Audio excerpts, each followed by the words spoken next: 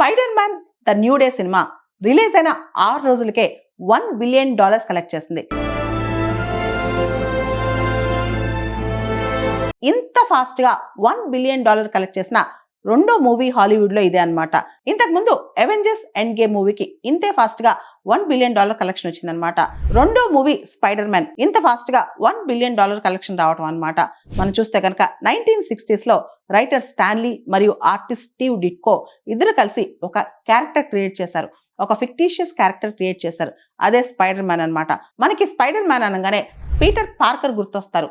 Baahubali cinema అనగానే ప్రభాస్ ఎలా గుర్తొస్తారో స్పైడర్ మ్యాన్ అనగానే పీటర్ పార్కర్ గుర్తొస్తారనమాట. స్పైడర్ మ్యాన్ క్యారెక్టర్ లో ఉన్న హీరో పీటర్ పార్కర్ కి ఒక రేడియో యాక్టివ్ స్పైడర్ వచ్చి కుట్టుద్ది అనమాట. అది కుట్టిన వెంటనే హీరోకి DNA ఆల్టర్ అయిపోయి సూపర్ హ్యూమన్ పవర్స్ వస్తాయి అనమాట. దాంతో అతను ఏమైనా చేయగలడు.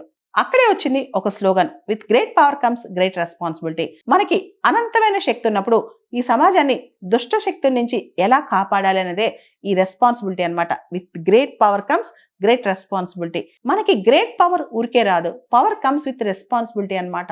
1960s లోనే ఈ స్పైడర్ మ్యాన్ అనే కామిక్ రిలీజ్ చేయాలనుకున్నప్పుడు పబ్లిషర్ విముఖత వ్యక్తం చేస్తారనమాట.